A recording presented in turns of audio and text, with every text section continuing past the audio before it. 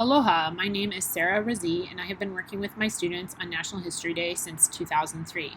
I have been collaborating with my fellow teacher, Dana Inabi, on NHD since 2010 at Kamehameha. We don't have a magic formula, but I'm going to present some strategies that have helped our students develop their NHD projects.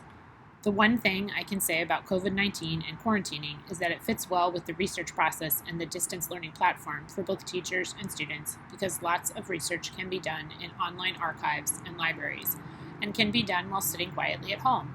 The nice thing is that research can also get us out of our homes and into the historical past. The biggest challenge as a teacher is trying to see what my students are researching so I can give them feedback and suggestions to focus on the yearly theme. This year, I am going to experiment with Padlet. Padlet is easy to organize and will be easy to consult while building the annotated bibliography for both teacher and student. One of its best features is how you can collect and organize sources.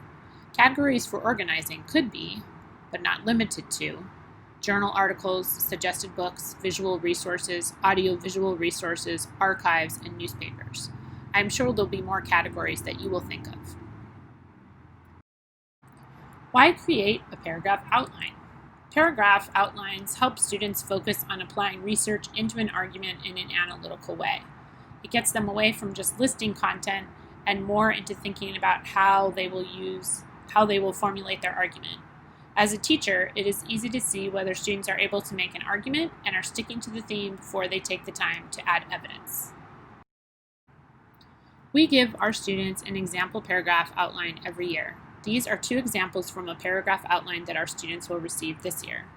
We want to give them an example of what it looks like so that they can see how to utilize the theme and consider the length of each section. As teachers, working with content and the theme itself helps us understand and try to troubleshoot the issues our students might have with the theme. One tip to ensure you are sticking with the theme is to highlight words that relate to the theme. Notice that the word communication and expose is used to draw a connection to the theme.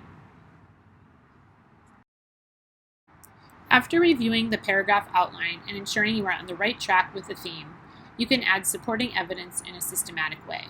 This is where the Padlet is going to be very useful. You can see that students are expected to add primary sources, secondary sources, and visual or audio-visual resources. Lastly, although there is a formula to follow, there's also the fact that each topic and project has a life of its own. There's a symbiotic relationship between editing and revisions and continued research. Editing will lead to more research, and research will lead to more editing. My final message is that NHD is a long and winding road, but it is a road worth driving. I hope you will enjoy the ride this year.